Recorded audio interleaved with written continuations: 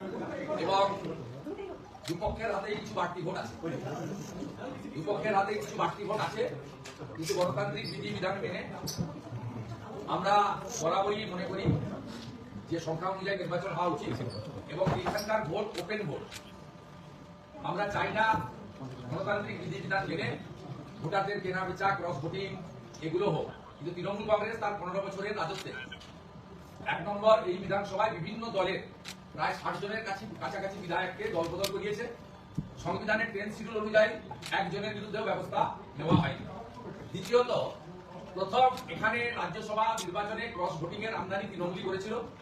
আপনারা জানেন, ইমানি বিশ্বাস, কৃষ্ণেন্দু নারায়ণ চৌধুরী, চাঁদ মোহাম্মদ, উমাপদ বাউরি এদের ভোট ক্রস করিয়ে প্রথম তৃণমূল কংগ্রেস এই ক্রস ভোটিং এর আমদানি করে। শুধু ক্রস ভোটিং এর আমদানি নয়, তৃণমূল কংগ্রেস তড়িৎ গতিতে প্রদীপ ভট্টাচার্যকে রাজ্যসভায় পাঠানোর জন্য বিকাশ রঞ্জন ভট্টাচার্যকে নমিনেশন পর্যন্ত করতে দেয়নি, গেটে আটকে রাখা হয়েছিল। শেষ মুহূর্তে তিনি এসেছেন।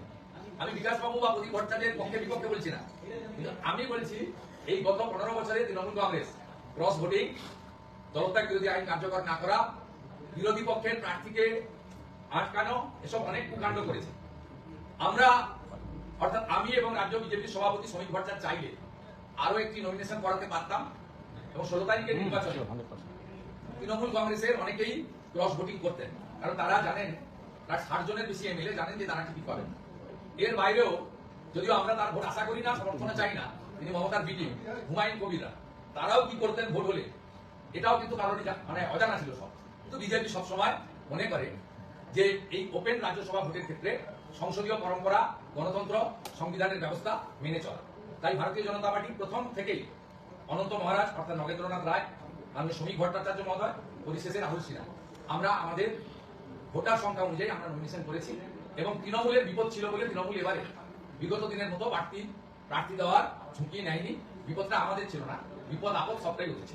শুধু আজকে রাহুল সিনহা মনোনয়ন জমার ক্ষেত্রে কিছুটা বিলম্ব হলো, এখন জটিলতা তৈরি হয়েছে না। কালকে আমাদের প্রার্থী ঘোষণা হয়েছে পরশুদিন, 3-4 বন্ধ ছিল। স্বাভাবিকভাবে হলফনামার সঙ্গে যে পেপারস লাগে সেটা আজকে যেমন ধরুন ভোটার লিস্টে সার্টিফাইড পাবে, এটা আস্তে আস্তে 12:30 একটা হয়েছে, 10টায় ক্লিয়ার করেছেন। তারপরে অন্যান্য যে রিলেভেন্ট পেপারস রয়েছে সব পেপারস আসতে প্রায় 1:45 দুটো হয়ে গেছে। তারপরে উনি সই করেছেন, যেহেতু 3টে অবধি সময় ছিল আমরা সেই মতো করেছি। একটাই ওয়ার্কিং ডে আজকে পাওয়া গেছে। 3 এবং 4 দুদিন পশ্চিমবঙ্গে ছুটি ছিল, ভারতবর্ষের ছুটি একদিন ছিল, 4 তারিখ। তাই অন্যান্য রাজ্যে অন্য দলের প্রার্থীরা 3 তারিখে কাগজ রেডি করতে পেরেছে, আর আমাদের 3 তারিখেও সুযোগ ছিল না, 4 তারিখেও সুযোগ ছিল না। সেইটুকু কিন্তু তার জন্য আরো অসুবিধা হয়েছে বলে আমার তো মনে হচ্ছে না। সবটা ঠিকঠাকই হয়ে গেছে, স্মুথলি হয়ে গেছে এবং আমরা 40 জন বিধায়ককে সমর্থন করেছি, 10 জন করে প্রত্যেকটা সেটে, সাফিসিয়েন্ট নাম্বার অফ ভোটার আছে। এবং রাহুল সিনহা জয়ের শুধু সময়ের অপেক্ষা। তিনি ভারতীয় জনতা পার্টির পরীক্ষিত নেতা, রেস্টেড এন্ড ট্রাস্টেড নেতা এবং সমান তালে মানে তার অ্যাক্টিভিটিস তিনি চালিয়ে গেছিলেন। দল যোগ্য মনে করেছে, শুধু কেন্দ্রীয় নেতা নয়। আমি শ্রমিক দা এবং আমাদের যে রাজ্য ইলেকশন কমিটি বসেছিলাম, তাতে আমরা যে 5টি নাম পাঠিয়েছিলাম, আজকে বলতে কোনো অস্বীকার করার উপায় নেই, সেখানে গুরুত্ব দিয়েই রাহুল সিনহার নামটাও পাঠানো হয়েছিল। অর্থাৎ কেন্দ্রীয় নির্বাচন কমিটি চাপিয়ে দেননি, আমাদের 5টি নাম পাঠানোর মধ্য থেকে কিন্তু তারা বেছে নিয়েছে। এটাই ভারতীয় জনতা পার্টির ইন্টারনাল এবং সিস্টেমিক ডেমোক্রেসির একটি বড় উদাহরণ, যেটা তৃণমূল কংগ্রেসের নেত্রী আমরা যা শুনেছি জেনেছি সব রাজনৈতিক লোককে তিনি বানপ্রস্তে পাঠিয়ে দিয়ে তিনি এককভাবে প্রার্থী করেছেন। 2 জনকে কৃতজ্ঞতা শুধু ঋণ শোধ করেছেন। সারদার ইলেকট্রনিক্স ডিভাইস নষ্ট করার জন্য রাজীব কুমারকে রিওয়ার্ড দিয়েছেন, আর বিনীত গোয়েলকে আরজিকরের অভয়ার কেসে বাঁচিয়ে দেওয়ার জন্য মেনকা গুরুস্বামীকে তিনি আজকে গিফট দিয়েছেন। সুব্রত বক্সির মতো ওনার যুব কংগ্রেসের সময় থেকে অদ্যবধি সুব্রত বক্সি হাঁটতে পারেন, চলতে পারেন, এখনো জেলা করেন। এখন আপনারা জিজ্ঞেস করতে গেলে বক্সিটা বলবে যে আমি নিজে থেকে না বলেছি। তা আমাদের কষ্ট হচ্ছে, যারা তৃণমূল কংগ্রেসটা তৈরি করেছিল সেই নেতাকে আজকে অবসরে পাঠানো হচ্ছে। বাবুল সুপ্রিয়, কোয়েল মল্লিকদেরকে, মেনকা গুরুস্বামীদেরকে, রাজীব কুমারের মতো ট্রেন্টেড একজন কুখ্যাত আইপিএস জায়গা করে দেওয়ার জন্য সুব্রত বক্সিকে আজকে বাধ্যতামূলক অবসরে পাঠানো হচ্ছে। এটা পশ্চিমবঙ্গের রাজনীতিতে খুব বিরাট। বিজেপি পরিবর্তন যাত্রা চলছে, দুজনের কাছে প্রশ্ন।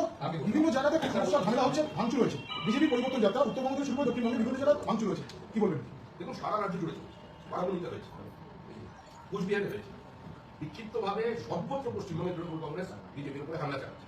তৃণমূল কংগ্রেস জানে যে তৃণমূল কংগ্রেস নেই, তৃণমূল কংগ্রেস চলে গেছে, তৃণমূল কংগ্রেস চলে যাবেই। আর হামলা করে আক্রমণ করে যদি বিজেপিকে উঠিয়ে দেওয়া যেত, তাহলে 2016 সাল থেকে আজ পর্যন্ত 300 বেশি বিজেপি কর্মী খুন হয়েছে। 2021 সালে 2রা মের পর 27 থেকে 56 জন বিজেপি কর্মী খুন হয়েছে, বর্ষাটা করা হয়েছে, লক্ষ লক্ষ টাকা জরিমানা দিয়ে বিজেপি সমর্থকদের বাড়ি ফেরানো হয়েছে, মাথা ধুয়ে কামিয়ে দেওয়া হয়েছে। নিজের মুঠো এক করিয়ে তাকে দিয়ে খাওয়ানো হয়েছে, এই তো অত্যাচার চলেছে। মহিলাকে সম্পূর্ণ নগ্ন করে তার সামনে বসে থেকে তাকে দিয়ে চা বানিয়ে বিস্কিট খেয়ে তাকে বলে গেছে যে এই পার্টি ক্ষমতা পাওয়া যাবে না। তারপরেও বিজেপি উঠে যায়নি। আমরা এখানে থাকতে এসেছি, চলে যেতে আছি, তবে এটা ঠিকই আমরা ক্ষমতার পট পরিবর্তনের পর স্বজন হারানো শ্মশানে তোদের চিতা আমি তুলবই। আমরা ওদের চিতা তুলব না। পশ্চিমবঙ্গের যে রাজনৈতিক সংস্কৃতি, যে ভোট সংস্কৃতি তৈরি হয়েছে, এই হিংসার সংস্কৃতি, এই সংস্কৃতিকে আমরা চিতায় তুলে দেবো। সারা ভারতবর্ষে যেভাবে মানুষ তাদের গণতান্ত্রিক অধিকার প্রয়োগ করে সেই ব্যবস্থা